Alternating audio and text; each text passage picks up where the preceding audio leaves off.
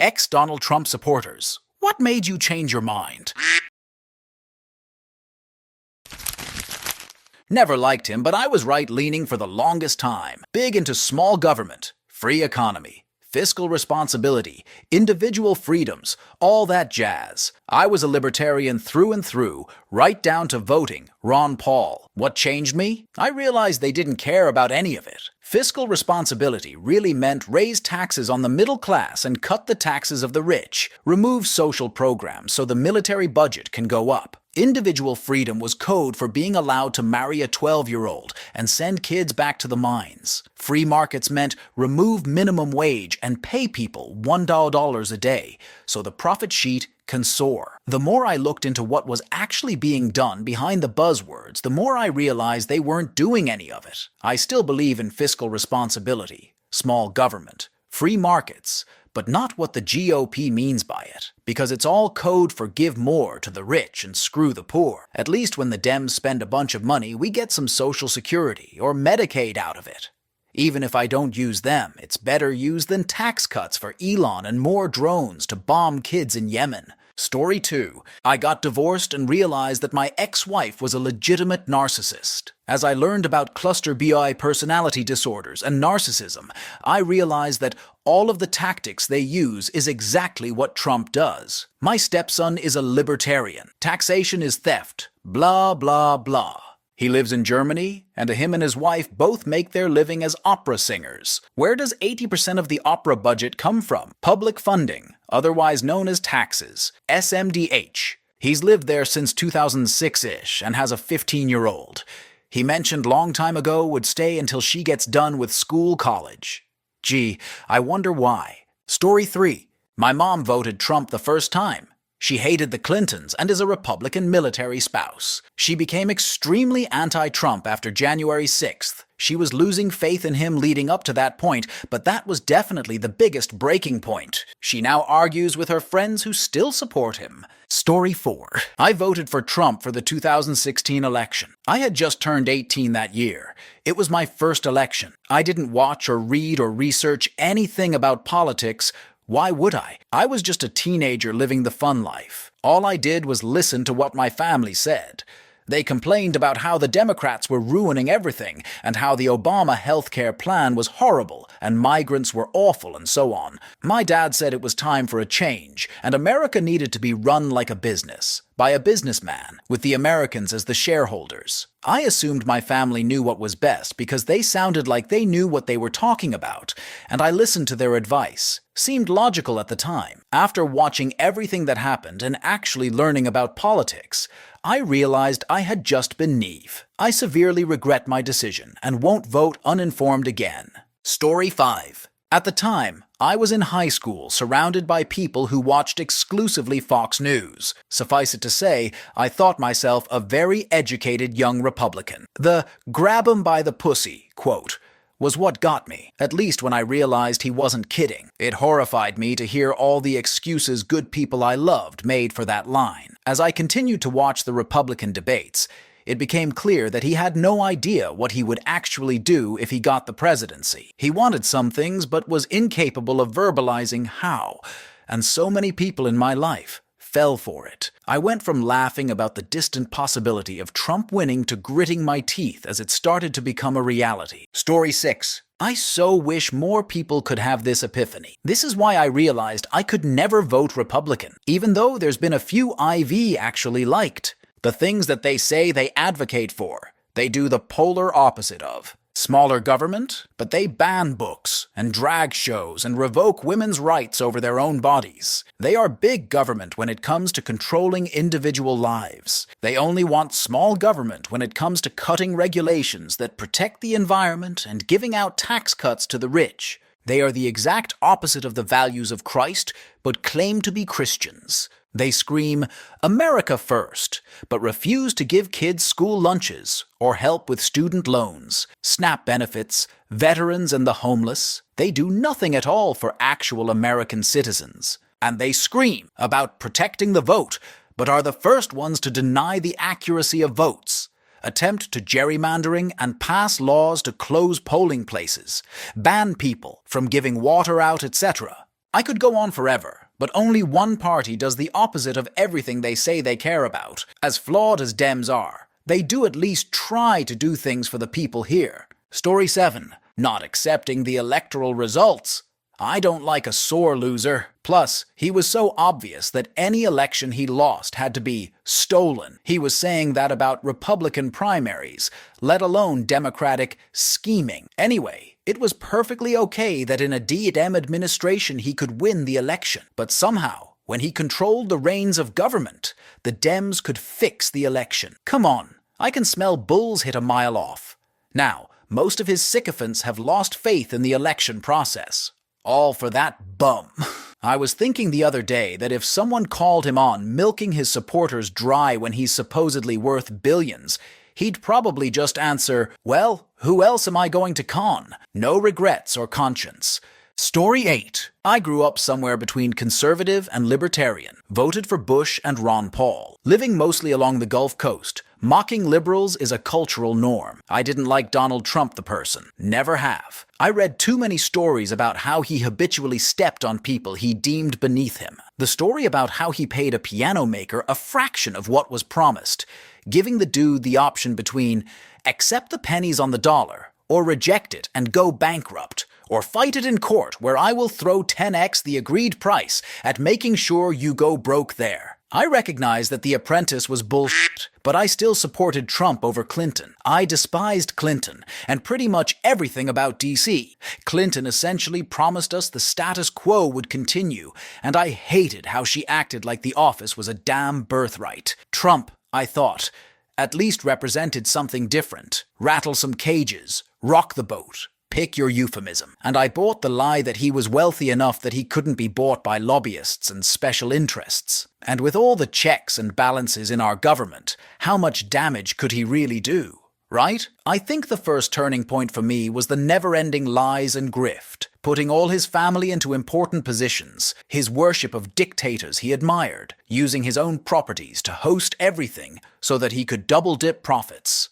And lying about everything. Sharpie Gate was full-blown insanity and should show everyone just how pathologically incapable the scum is at even pretending to accept a mistake. I couldn't stand all the doublespeak with COVID. I think millions of people died that didn't need to, all because Trump could not handle not being seen as the smartest guy in the room. I really do think Trump turned half the country against Fauci for the simple reason that Fauci presented himself as a subject matter expert.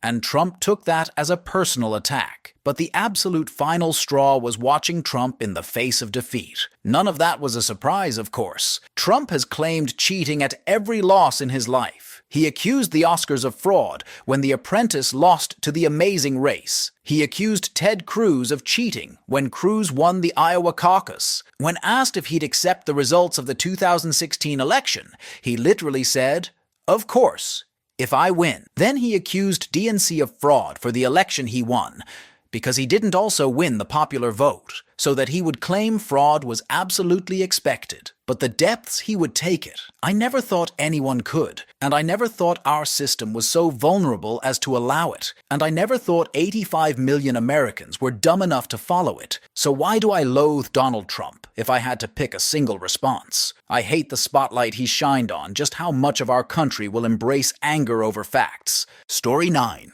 My boomer dad and his friends voted blue the last 2 election cycles because of January 6 and the crazy Republican obstruction in Congress. They will vote blue again this coming election. My dad is a die-hard Republican, even served on the Reagan admin, but the current group of Republicans are just too crazy even for him. Edit. To be fair, he's still a racist's twat. He's in the medical field, so not anti-vaccine or homophobic, but he still has most of the disgusting Republican beliefs. It won't take much to get him voting red again. Just dump Trump. Story 10. Never a Trump supporter, but I was a registered Republican until 2020. I was a college freshman English instructor once upon a time. One of my favorite bits I taught was a section on propaganda techniques, where we reviewed the sort of logical fallacies employed by marketers, politicians, propagandists, and bad faith actors.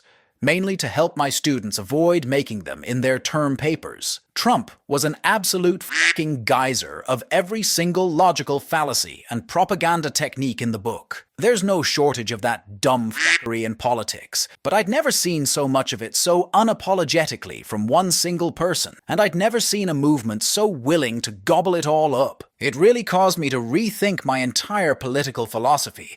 Story 11 was more right-leaning until the past couple of years when I got sick of feeling aligned with all of the conspiracy theorists and hate-mongers. I just want people to be happy and have the best shot at a decent life, and that's not what the right promotes. Story 12. I voted for him in 2016 because he was Republican. He was my last choice on the Republican side because of his character and temperament. I just hoped his business knowledge would help. I was way off on that.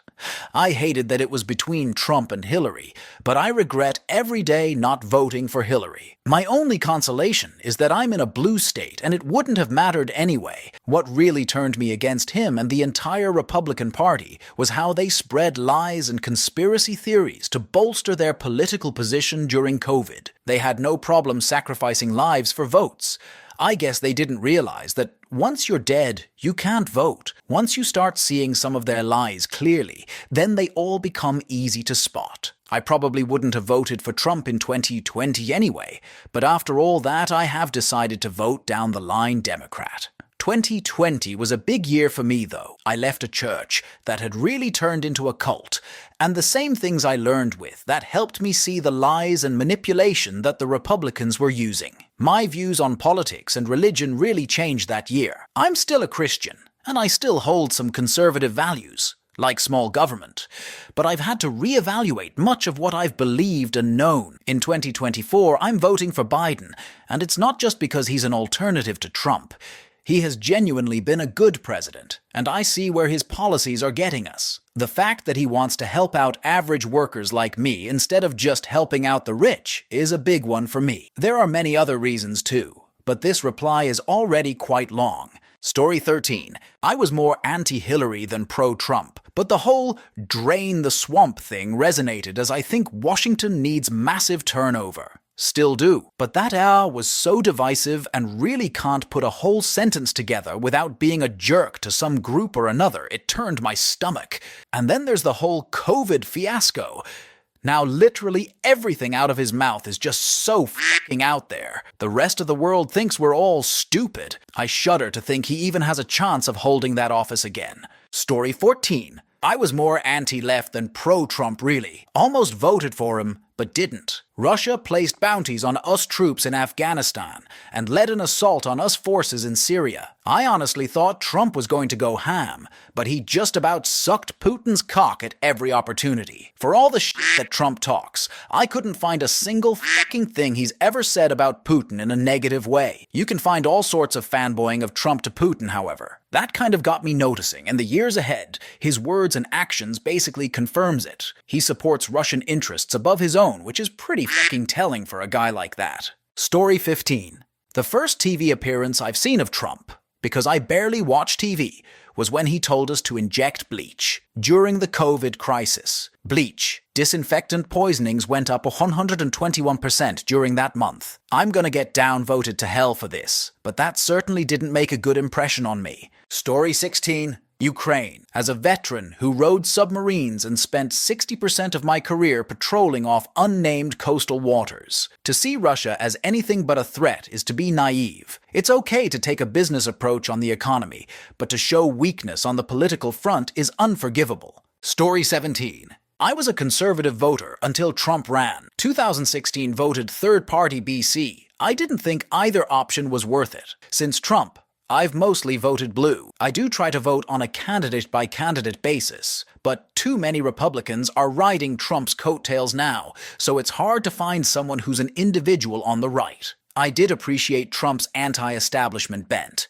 Had he actually drained the swamp of career politicians, I might have gotten on board. However, drain the swamp just turned into install my own butt-kissing lackeys. Trump amps up people's worst base emotions. He's so good at it. He even does it to his opponents and Democrat voters. It's sad, and destructive. I'd like some fresh faces in Washington. I wish we could elect a Mayor Pete-type candidate. Yes, I'm more left now. Story 18. I've always been Republican, and the first election I felt like I was voting for the lesser of two evils. But then during his time in office, he constantly made me regret my decision, so I didn't vote for him again. Story 19. Took a little longer than it should have, but January 6th and his handling of it, his crying about election fraud and ramping people up with dangerous conspiracy theories, just because his ego couldn't handle the fact that he lost, made me start to realize that he wasn't the courageous man of family values that I had been told he was by my parents and others in my small town. I was freshly 18 for the 2016 election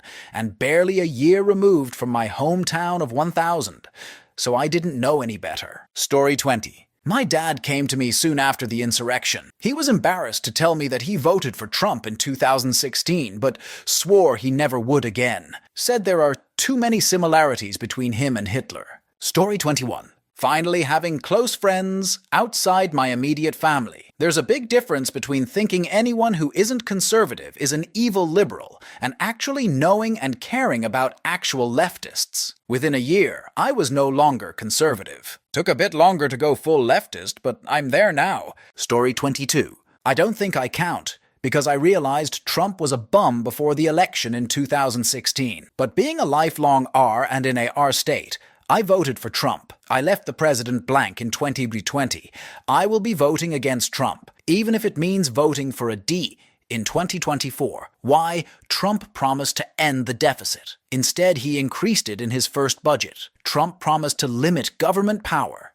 Instead, he tried to increase the power of the president, plus his moral failings. Then, after the election, he spread lies about democracy and led the insurrection. Trump is a hardcore bad guy in the story of American democracy and American freedom. I am glad Trump happened.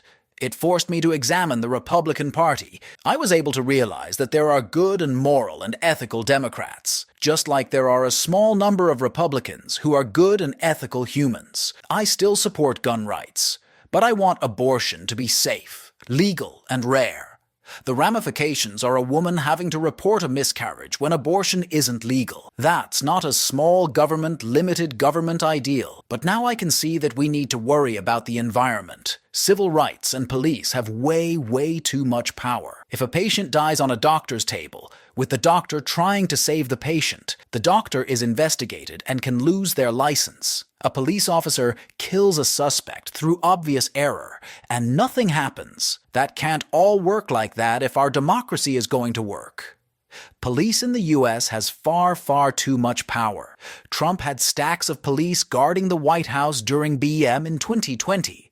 But none when the House and Senate were to ratify the 2020 election. That is an obvious statement on Trump's part. When Trump feared armed police were stacked deep. With democracy on the line, Trump limited the police. Story 23. I was turned pretty easy, but my mom was the impressive one. For me, I didn't vote in 2016. It truly felt like bullshit the election, and I just couldn't be asked to care. I leaned Trump, though, because I figured as a sketchy business dude who wanted money, he was just going to use the presidency to strengthen his brand and leave the politicianing to the ones already there. If I had the foresight to know he wasn't just going to be a face, I would have went the other way. My mom, however, was a big Trump fan. We were all born and raised conservatives' religious background, small town in a red state. I didn't live with her at the time. Due to bad circumstances, dad and brother-in-law passing, I moved back with my mom to help out.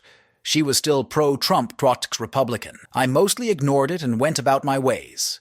However, I'd hear Tucker or Fox in the background always spilling blatant objective lie after lie. So every now and then I'd listen from my room and hear a bold-faced lie, pull up the evidence on my phone, and sit down and show her. She didn't want to listen at first, or waved it off. We had a few heated debates. One of the times I went to her, I had several lies lined up to disprove, showed her all beyond a shadow of a doubt. I focused on one person at a time.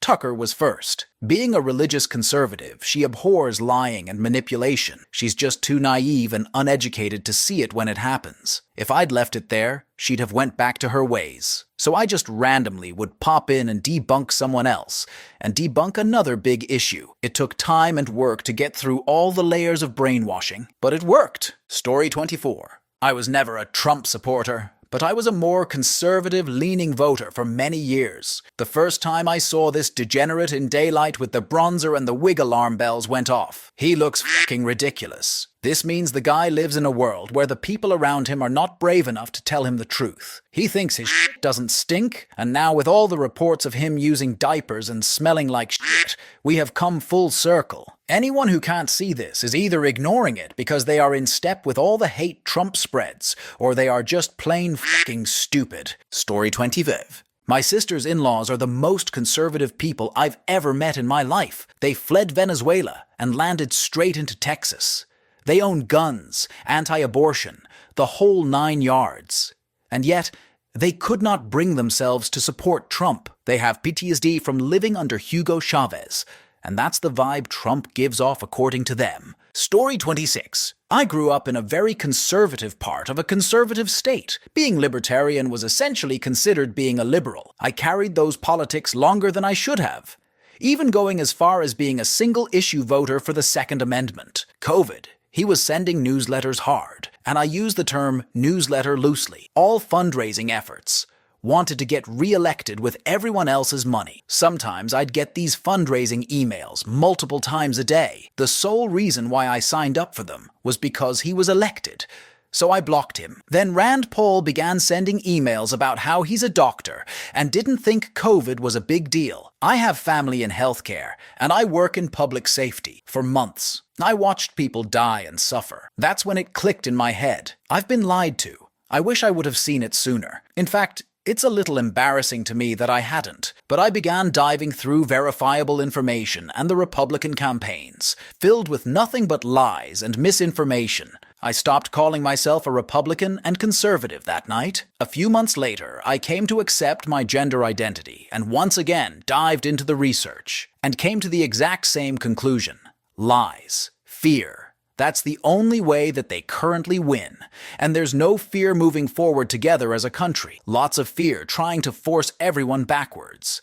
Eliminating no-fault divorce, abortion rights, transgender care, forcing children to address religion, specifically Christianity, in the classroom, denying that January 6th was anything short of giant temper tantrum and a stain in our history. Arizona recently had an individual that was trying by legislative vote give all of their electoral votes to Donald Trump. They aren't conservatives. They aren't even a worthy opposition, and their base doesn't see it because fear is their biggest motivator. And when you dig into the research, it's been slowly building for decades. It's finally come to a head. Republicans want power. Power to force everyone backwards. That's it. And I can't ignore that any longer than I contributed to it. Story 27. Was on a job, chatting with the customer who retired from a FBI supervising office dealing with white-collar crime. At that time, he just finished reading Trump's indictment. I nervously asked how it was, mostly because I don't talk politics with customers. In short, his words were, I was rooting for him. I want to like him, but this is really damning. I knew this customer pretty well. He's smart, has been over some big cases. As an expert, if he's saying these crimes are something bad, it's worse than what I think it is. Story 28. I'm surprised that none of the responses are because a court found he raped someone. In July, Judge Kaplan clarified that the jury had found that Trump had raped Carol according to the common definition of the word. Story 29. I wanted a president who was an honest asshole, taking shit from nobody and willing to give everyone a talking down to if they were messing up. I realized about 2 years into his presidency, Trump wasn't it. After a while, it was clear that so long as whoever he was talking to stroked his ego, he didn't give a damn if they wiped their feet with the American people. I started supporting him because Hillary Clinton's policies while Secretary of State of supporting the overthrowing of Middle East dictators during the Arab Spring widely left a power vacuum that led to a 10-year rise of terrorism, civil war, refugee crisis, and even a rise in slavery in the Middle East. I don't know how many people remember, But when Trump said she has experience, but it's bad experience, really resonated with me. To me, she had already failed as a politician by not being able to see the disastrous consequences of her policies before she implemented them. So I voted for him and for a time was happy with my pick in 2016. The first big incident was when Erdogan's Secret Service beat up all those Kurdish protesters right outside of a meeting with Trump and Erdogan. While many politicians rightfully condemned the Turks for rioting, he didn't say a damn thing. The next big thing was when Jamal Khashoggi was assassinated. He went out of his way to shill for Mohammed bin Salman, saying there was absolutely no evidence and how much he loved him, yada yada yada. His COVID handling was also dog shit, but by then I was mostly not a supporter anymore. Maybe it was the straw that broke the camel's back. But I think I was well on my way out as a Trump supporter. Now around 2016, I was a big fan of working with Putin to beat ISIS. I thought it would be like World War II, where the planet put aside their differences to crush that trash, and from there we could make a more stable global order. But Putin wanted more and more. I was never a Putin fan, but I thought we could work with him like we worked with Stalin against the Nazis. I of course disliked his invasion of Ukraine in 2014, but to me the rise of ISIS was a greater threat. As you can imagine, Trump's Helsinki summit didn't help me trust him. I could have been okay with Trump saying, yeah, he interfered with our elections, but together we crushed ISIS, and that means a lot too. But once again, he said something along the lines of, Putin didn't do anything wrong, just look at him, what a good boy. It just annoyed me. I thought something like, I don't give a damn about your ego, Trump. Where is the dressing down you give the Democrats? Give it to this Putin guy too. What makes him so sacred? Now, despite all of this, I generally supported his Middle East policies. It's wise to get the hell out of Syria once ISIS is toast. And it was wise to end the war in Afghanistan. I support the moving of the US Embassy to Jerusalem, although I think we should also have an embassy with the Palestinians. Neither side should tell us who we can have diplomacy with. Anyway, he's an unprincipled and weak leader who sells himself out to whoever is the last person to compliment him. He's a spineless worm, not a leader. Story 30. Meds. Getting off of them. For most of the 2010s, I was prescribed meds for mental health. COVID happened. I got laid off, and my insurance used CV's Caremark to mail my meds. And CV's Caremark doesn't like it when your insurance lapses. I could have done a lot. Called CV's to have it transferred to a physical location. Called my doctor to have it sent to a physical location. But I didn't care. Because that's what the meds did. They didn't solve anything for me. They just made it that I didn't care about anything enough to let it bother me. So I went off of them and dealt with the withdrawal symptoms at home with my dog. In the few years since, I realized what a fog my mind was in. It felt that way to me. I started to enjoy life. I eliminated the toxic people around me, even if it bothers me that those friendships ended. And I realized I'm not the same person I was in 2016, and I don't like who I was in 2016. But I can say that my mind was definitely not in the same place. I do think some things he did are good. The ACA should never have had it that people can be fined for not being covered. Oh, so you can't afford health insurance? Here's your fine. It needs to be better. But since my mind clearing up, I see just how duped we all were, spending 4+ years convincing us there was zero Russian collusion. Yet every day I see another example that these people, the GOP and Trump, have some ties to Russia, and did. ETA. It definitely started with stuff during COVID, injecting bleach, pro-vaccine, but then anti-vaccine, then January 6th. And even if you believe he didn't start anything, he could have gone on stage or on TV and told people to stand down and condemn those that stormed the Capitol. And he did neither. These are your supporters, and you don't denounce them. Then it also clicked that he didn't denounce Charleston WV. I think that's it as well. In these few years also, I see the parallels to another politician that held rallies and was charismatic enough to have followers support him to their death. And judging from pictures in Tennessee yesterday, they're just going to use the same symbol. I should have seen it when I went to one of his first rallies. I didn't. I'm sorry. Story 31. Never been a big conservative, but I had favorites from both parties when Trump got in the race in 2015. I kinda laughed it off for the first few weeks, not taking him seriously. Early on, he claimed, "The NFL sent me a letter. and begged me not to go head-to-head against Monday Night Football with the Republican debate. They knew that they would not be able to compete. I have a zero bullshit tolerance. Knew from then on he was full of shit, and he hasn't disappointed me on a daily basis since... Story 32. I still am a conservative. I'm just not a fascist like modern American conservatives. I believe in fiscal responsibility, and as much as I hate capitalism, a regulated form of it has produced the happiest standards of living in our history. I believe in a meritocracy with a reasonable floor. Anyone who works 30 hours a week can afford proper food, shelter, and health care. But if you want to eat caviar and Kobe beef in your Bugatti, then get out there and hustle. I'm also personally pro-life. But I also understand my personal view is very, very narrow since I'm just one person and would never vote against pro-choice. All 8 of our last Republican presidents have left office with a higher deficit than when they came in except, I think, Eisenhower. So voting for them is actually voting for non-conservative economic policies. It should be viewed as even worse for libertarians. Story 33. Not me personally, but my mom stopped supporting Trump after his colossal mishandling of the COVID situation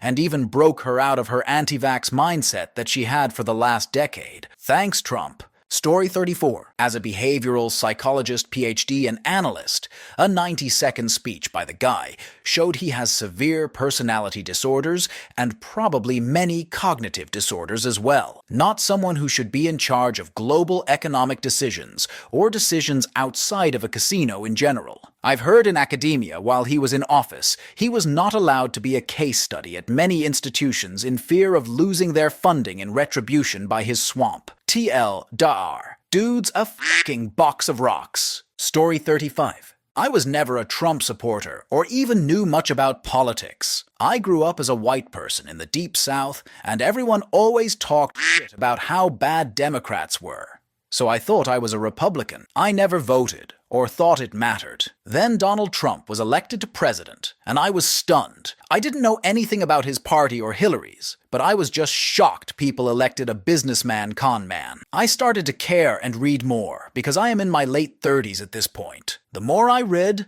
the more I realized I didn't support anything Republicans supported, and I'm not a racist. Since then, I have done more to educate myself on what happens in our government, registered and voted, and have pushed my wife to get more involved. Story 36. Project 2025. It's not talked about enough. It's endorsed by Trump, and is basically the conservative side's manifesto on how they think the government should be changed when the next conservative president is elected. They pretty much want to instate an entirely different system of government that is similar to a dictatorship led by a strict conservative supremacy and pretty much getting rid of democracy altogether. The main ideas of their 900-page BS manifesto are: women have no control over their lives and need to stay home and have a bunch of children and serve their husband.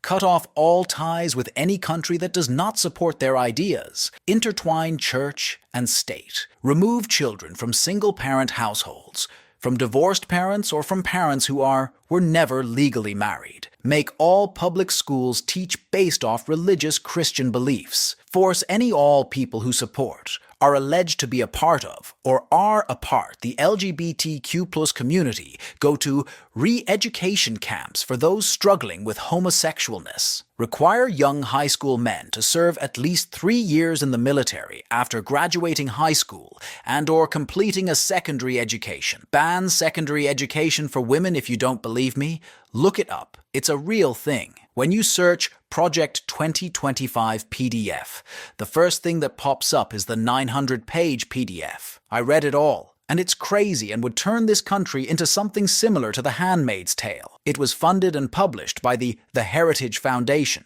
which is the biggest organization of radical conservatives. Story 37. I deleted Facebook. Can't remember if this was before or after Jan 6th. It may have been Jan 6th that did it. I was stuck in right-wing echo chambers, but not the Shapiro or Prageru kind. And I already didn't like all the rampant racism and Evropa, or whatever type cringe I was seeing. Not even sure why I liked Trump in the first place. He did some good things, more than enough bad, and I don't like Biden at all, but man, it's been nice in comparison to Trump, even if the country is seemingly worse.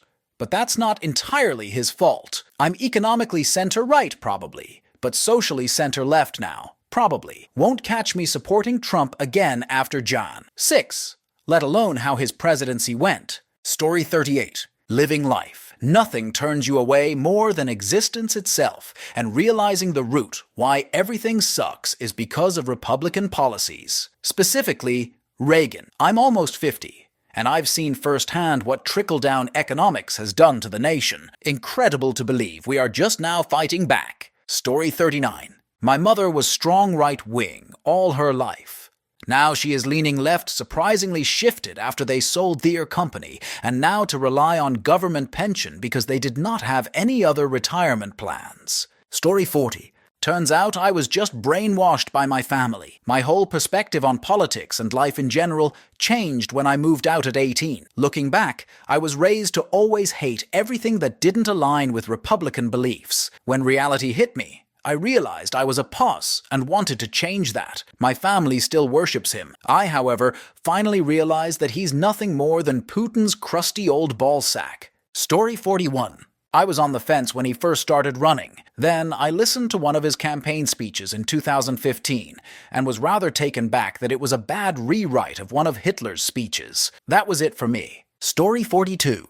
My aunt used to be a big Trump supporter as she thought he was doing a great job with the economy. Then COVID came, and then the Capitol riot. The latter especially caused her to change her mind and stop supporting him, as it became pretty clear he had no intention of preserving democracy and basically threw a massive temper tantrum. Story 43. I'm ashamed to admit, I voted for Trump the first time. I was more anti-Hillary because what seemed at the time her obvious corruption.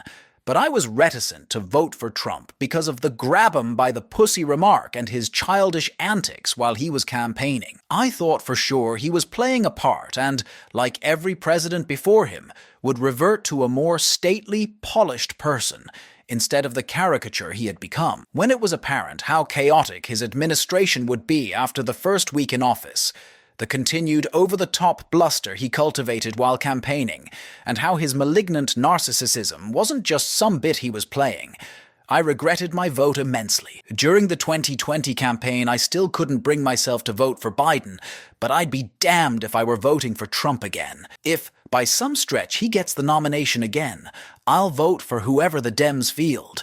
Trump is vile and the biggest singular threat to the U.S. we've ever faced internally. And that's competing with Andrew Jackson and Warren G. Harding. Story 44. I voted for him in 2016. He broke no new ground. He changed nothing. There was no draining of the swamp whatsoever. He just bitched and moaned, but didn't do anything of substance. This was all evident pre-COVID, and I still tolerated him because I was a dumb kid and he was funny on Twitter. The last straw was handling COVID. The one time we really truly expected him to stand up and act like an adult due to it being his first real crisis, he just started feuding with governors over mask mandates and business shutdowns. It was pathetic. Him. Never again. Story 45. I liked Trump when I watched The Apprentice. I thought he was interesting as a TV show host. Then he took a bribe from a contestant on national TV, Sam Solovey. I started to doubt his morality at that point. The more I looked into him, the more I realized he was really awful. He only cared about money, not people. So much infidelity. He was morally bankrupt. By the time he ran for president, I thought he was a clown. He won somehow because people liked the baloney he slung around. Story 46. My partner was conservative through 2016, voted for Trump and everything. Then he moved to a bigger city and met all sorts of different people with different viewpoints, including atheists and the most liberal rednecks you'd ever meet. Unlike conservatives, they'd ask him questions and share their ideas in a friendly manner. The more he learned of other people's ideas, the more he questioned what he'd been taught in his small-town life. That led to looking things up when he wanted to know the truth, instead of just believing what he was told and going along with the flow. Sadly, now he has to hide that part of him. If his boss ever found out that he isn't a Trump supporter, he'd be fired on the spot. Story 47. He kept breaking the law and lying, and what's worse is that he was doing it in a stupid way, basically sabotaging his own platform because of his stupidity. All these lawsuits, it's entirely his fault. He broke the law for the stupidest reasons, stupidest plans that would never work even if he executed them successfully, and now blames everybody but himself for it. I used to think he was actually very smart and clever, and was just trolling everyone. But nope, he is an actual dumbass with no morals like everyone told me he was in 2016. Story 48. I was slowly losing faith after I voted for him in 2016. I was 18 when I first voted for him and was very ignorant and stupid. But as I got older and his antics became more and more ridiculous, I just lost faith. The final straw was him calling Vietnam vets suckers. It made me realize this guy isn't a patriot or misguided. He's just a total fraud. Story 49. Raised conservative, I was 13 in 2016, so I really just jumped on the bandwagon with my family. Ended up getting into all the conservative grifters like Steven Crowder going into 2017. But at the time, I also went from going to private Christian schools all my life to going into a public high school. When I was first confronted with all the people I was supposed to hate, I found myself not hating them, and instead forming friendships with a lot of them. And then, slowly over the course of high school, my positions changed. Story 50. When Roe v. Wade got overturned and abortions got banned here, the book bans in my state. When people started getting paranoid that people who got the vaccine would die or turn into zombies when they did the phone emergency alert test back in October and nothing happened. When I realized that when they talked about lowering taxes that it was only for the rich. Edit. Oh, I forgot about him or one of his family members funneling money meant for charities, including for cancer kids, for business. IDK if that one's true, though. Let's be honest. How certain people reacted to the Sandy Hook school shooting, and how they treated the victims, too. Well, when I thought about it recently, etc. Story 51. How he responded to COVID.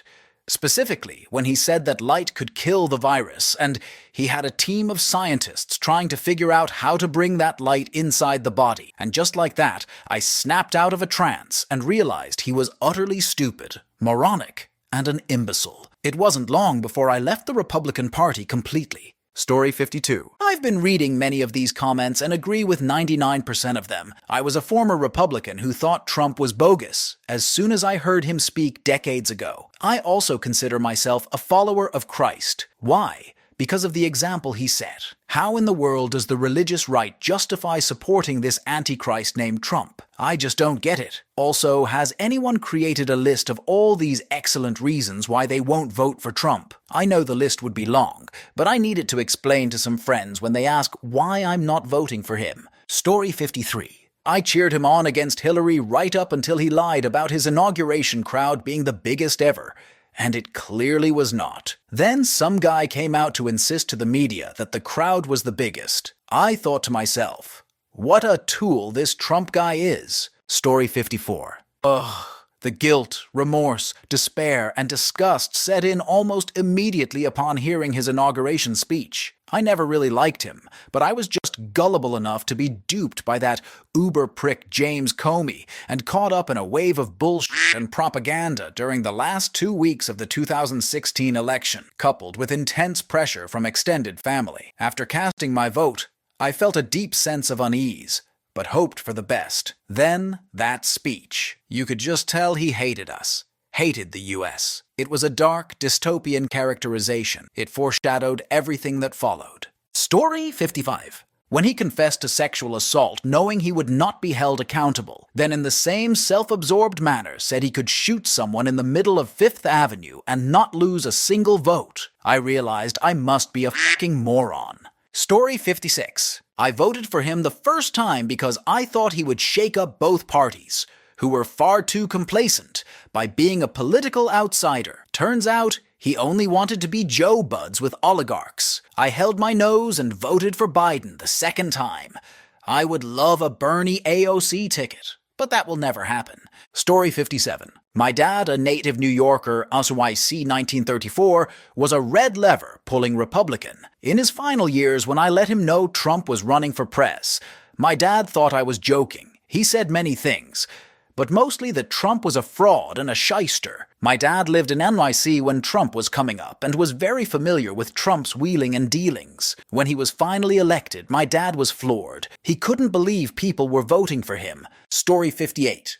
The shit show that was his whole response, so his inauguration. The press conferences and putting Spicer up to those was such a WTF moment. I was definitely more conservative before then. After that, it was more eye-opening that the whole premise was so derisive and cruel to people who aren't them. Story 59.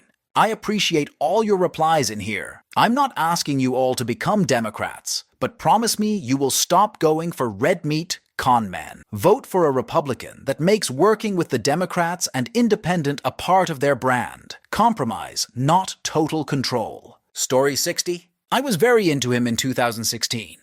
I slowly but surely lost my faith in him over time. His appointments were borderline incompetent, and he didn't govern the way he said he would. I voted third party in 2020. January 6th was the straw that broke the camel's back, going from ex-supporter to holy shit, this man needs to stay away from the Oval Office at all costs. Story 61. I wasn't really paying attention to politics back then, didn't care enough to vote. I didn't think about him one way or the other until I saw how he handled COVID. It was like I could see him so clearly all of a sudden, and I was appalled. Trump made me go from not even voting to being a very politically aware Democrat who doesn't miss an election. Story 62. Trump opening his mouth. The Republican Party suspended all forms of reason to support a man they saw as an easy money tree they could latch onto. Learned that if a modern Trump-supporting Republican is passionate about something, it means that they've figured out a way to profit from it somehow. Story 63. He's a petulant child of a prolapsed anus of a human being. Gotta thank him, though. His behavior made me see a lot in myself I didn't like, and I feel like it jump-started a bit of a maturity growth spurt. I am ashamed to admit I voted for him twice after that second election. Never again. Story 64. I was never so much a Trump supporter, as much as I disliked both Trump and Hillary, but thought Trump seemed less bad. Trump's actions in office and beyond showed that judgment to be an error, so I changed my mind accordingly. Story 65. If I could have swallowed everything up to that point, Jan 6th absolutely killed any chance I'd ever vote for him again, under any circumstances. As far as I am concerned, he has disqualified himself from office at the very least. It is so fucking refreshing to read a whole bunch of people who sympathize with traditionally conservative ideas, but who have also retained and are using their critical thinking skills. I promise, if the left ever flirts with an anti-American, dictator candidate, I'll return the favor.